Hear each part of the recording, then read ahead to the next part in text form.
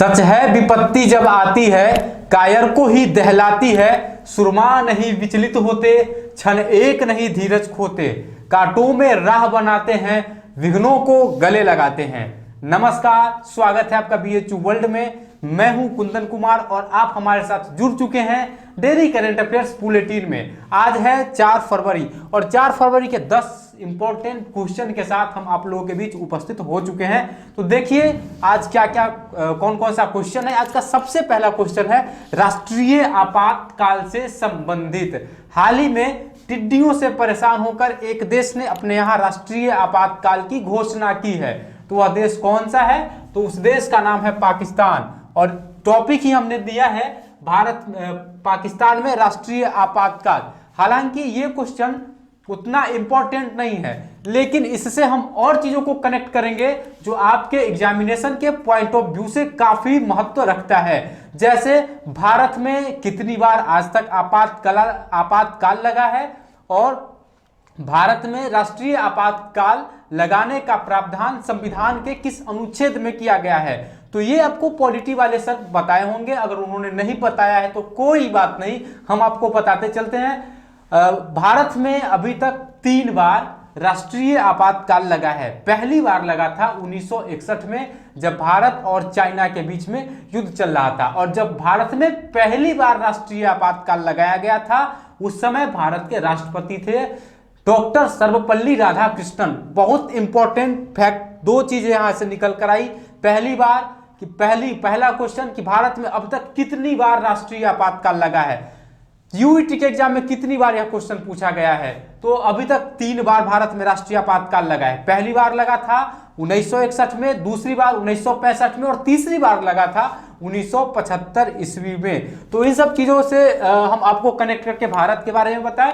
तो इन सब चीजों को जो हम आपको बताते हैं इसको अपने नोट्स बुक में अच्छे से लिखना है, ताकि एग्जाम के समय आपको रिवीजन करने में आसानी हो और वो चीजें आपको याद रहे। सुनने से और लिखने से चीजें ज्यादा हमारे स्मरण में रहती है। नेक्स्ट क्वेश्चन है एयरपोर्ट से संबंधित। देश में नए एयरपोर्ट, जब 2020 का बजट पारित किया गया तो वित्त मंत्री निर्मला सीतारमण ने देश में नए एयरपोर्ट बनाने की घोषणा की है। तो कितने एयरपोर्ट बनाने की घोषणा की गई है, क्वेश्चन आपका यही है। तो भारत में 100 नए एयरपोर्ट बनाए जाएंगे। अब एयरपोर्ट से संबंधित भी क्वेश्चन बीएचयू के एंट्रेंस एग्जाम में पूछता है। आप सीएचएस का क्वेश्चन पेपर देख लीजिए, बीए एलएलबी का भी क्वेश्चन देख लीजिए, उसमें पूछता है जयप्रकाश नारायण एयरपोर्ट का। इस तरीके से क्वेश्चन आते हैं। तो इन सब चीजों को आपको अच्छे से देख लेना है। अब हमारा तीसरा क्वेश्चन है राष्ट्रमंडल के बारे में, जिसको अंग्रेजी में हम कॉमनवेल्थ के नाम से जानते हैं। कॉमनवेल्थ गेम्स से आप परिचित होंगे ही। आज हम बात करेंगे राष्ट्रमंडल की, यानी कॉमनवेल्थ की। तो कॉमनवेल्थ में क्या हुआ है कि एक देश को इसकी दोबारा सदस्यता दिलाई गई है। तो वह देश कौन सा है? तो उस देश का नाम है मालदीव। अब हम मालदीव के बारे में इंपॉर्टेंट फैक्ट जानेंगे जो इंपॉर्टेंट है। जैसे मालदीव की राजधानी माले है और मालदीव के जो राष्ट्रपति है उनका नाम है मोहम्मद सोली। अब मालदीव में जो है वह अध्यक्षीय शासन प्रणाली है, या एक अध्यक्षीय, मतलब वहां सिर्फ और सिर्फ राष्ट्रपति होता है, प्रधानमंत्री का कोई पद नहीं है। और जैसे भारत एक समय ब्रिटेन का उपनिवेश था, उसी तरीके से मालदीव भी ब्रिटेन का उपनिवेश था। और ब्रिटेन को आजादी मिली 26 जुलाई 1965 ईस्वी को। अब हम बात करेंगे राष्ट्रमंडल की, कि राष्ट्रमंडल की स्थापना कब हुई, इसके सदस्यों की कुल संख्या कितनी है और इसका मुख्यालय कहाँ है। तो राष्ट्रमंडल को स्थापित किया गया 11 दिसंबर 1931 को। आप इसको लिख लेंगे, 11 दिसंबर 1931 को राष्ट्रमंडल की स्थापना हुई। और इसका जो हेडक्वार्टर है वह लंदन में अवस्थित है। और कॉमनवेल्थ में वही देश मेंबर है जो कभी ब्रिटेन के उपनिवेश रहे हैं। और इसके वर्तमान जो सदस्य देश है उसकी संख्या 53 है। पहले पाकिस्तान इसका सदस्य था, हाल ही में पाकिस्तान ने इसकी सदस्यता त्याग दी है। अब नेक्स्ट क्वेश्चन हमारा है नियुक्ति से संबंधित। चौथा नंबर क्वेश्चन जो हमारा है वह नियुक्ति से संबंधित है। अजय बिसारिया भारत के डिप्लोमेट है और इनको राजदूत नियुक्त किया गया है। तो किस देश में किया गया है? तो कनाडा में यह भारत के नए उच्चायुक्त बनाए गए हैं। अब कनाडा की राजधानी ओटावा है और कनाडा के प्रधानमंत्री का नाम जस्टिन ट्रूडो है और कनाडा की जो करेंसी है वो है कैनेडियन डॉलर। अब नेक्स्ट क्वेश्चन हमारा है, विश्व आर्द्रभूमि दिवस कब मनाया जाता है? Wetland day, world wetland day कब मनाया जाता है?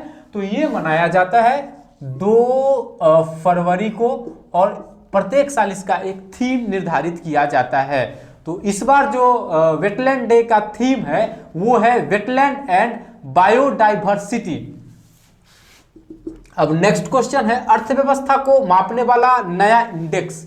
भारत में मांग उठी है कि अब अर्थव्यवस्था जो है भारत की इकोनॉमिक जो है उसको अब नए इंडेक्स पर मापा जाए। पहले मापा जाता था जीडीपी के आधार पर और जीडीपी को हिंदी में जो हिंदू रीति भी इसको कहा जाता है।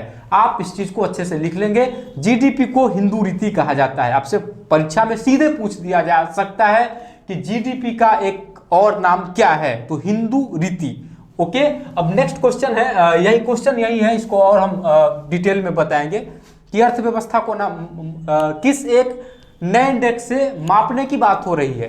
तो उसका नाम है मिजरी इंडेक्स।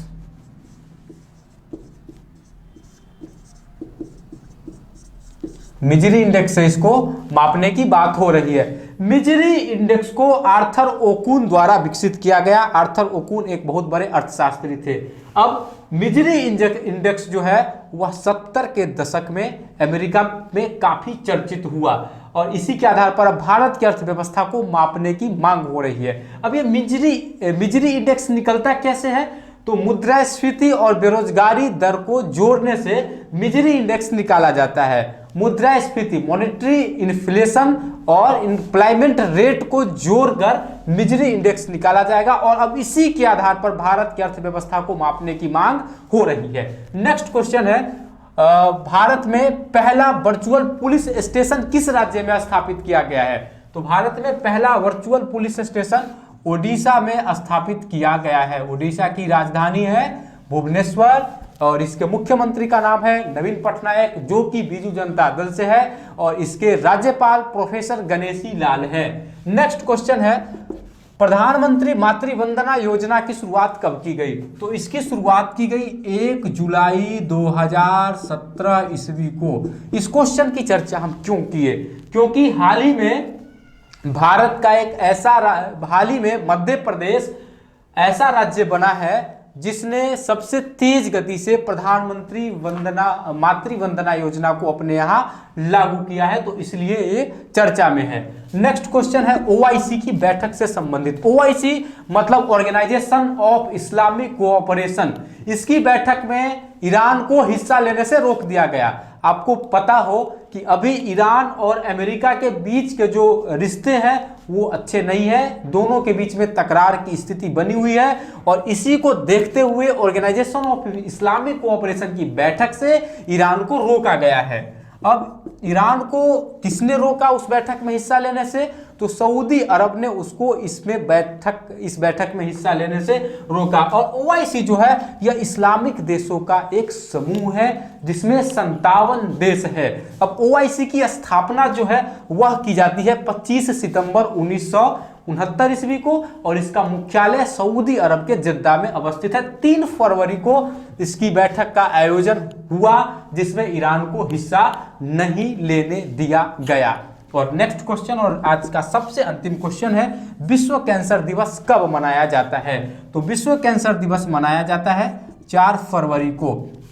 इंपॉर्टेंट डे से संबंधित एक क्वेश्चन कम से कम आपके एग्जाम में आने ही है, जिसमें अभी विश्व कैंसर दिवस 4 फरवरी को और एक और हम आपको बताया है विश्व आर्द्रभूमि दिवस, ये 2 फरवरी को। और इससे पहले सितंबर, अक्टूबर, नवंबर, दिसंबर तक हम आपको करंट अफेयर से अपडेट रखे हैं और उसमें जो भी इंपॉर्टेंट डे है हम सभी डे के बारे में आपको बता चुके हैं। अब एक दिन ऐसा हम करेंगे जब एग्जाम और नजदीक आएगा तो जितने भी इंपॉर्टेंट डे है सबके बारे में हम आपको बता देंगे, क्योंकि इससे एक क्वेश्चन का आना लगभग तय है। तो दोस्तों ये था आज का डेली करंट अफेयर्स बुलेटिन। अब हम इस सफर को यहीं पर विराम देंगे। उससे पहले कल जो 3 प्रश्न आपसे पूछे गए थे, आप सभी ने बहुत ही अच्छा जवाब दिया है। आप यूं ही आगे भी जवाब देते रहेंगे, इसकी उम्मीद हम आपसे करते हैं। कल के पहले क्वेश्चन का जवाब है जिनेवा, दूसरे का 4 दिसंबर और तीसरे का टेनिस। और आज का पहला प्रश्न है मालदीव की राजधानी कहाँ है, दूसरा प्रश्न OIC का मुख्यालय कहाँ है, और तीसरा क्वेश्चन है राष्ट्रमंडल की स्थापना कब की गई। दोस्तों, ये था आज का डेली करंट अफेयर्स बुलेटिन। अब PDF हम हिंदी और अंग्रेजी दोनों भाषाओं में आपको उपलब्ध करवाते हैं। PDF के लिए आपको डिस्क्रिप्शन बॉक्स में जाना है, वहां पर हमारे टेलीग्राम चैनल का लिंक दिया हुआ है। आप वहां से हमारे टेलीग्राम चैनल को ज्वाइन कीजिए, वहीं पर आपको PDF मिलेगा जो हिंदी और अंग्रेजी दोनों भाषाओं में उपलब्ध हैं। हम अब वही करंट अफेयर के क्वेश्चन लेकर आते हैं जो आपके एग्जामिनेशन के पॉइंट ऑफ व्यू से इंपॉर्टेंट है। और आप BHU वर्ल्ड में इनरोल्ड हो या ना हो, अगर आप BHU एंट्रेंस की तैयारी कर रहे हैं तो ये वीडियो आपके लिए काफ़ी मायने रखता है, काफ़ी महत्वपूर्ण है। तो आप इस वीडियो से जुड़े रहें, करंट अफेयर से जुड़े रहें। कल फिर होगी आपसे मुलाकात। और अभी तक अगर आपने हमारे YouTube चैनल को सब्सक्राइब नहीं किया है तो हमारे YouTube चैनल को सब्सक्राइब कर ले। बगल में आपको बेल आइकॉन की घंटी दिखती होगी, आप उसको दबा दें ताकि प्रत्येक वीडियो की नोटिफिकेशन आपके मोबाइल तक पहुंचती रहे। धन्यवाद।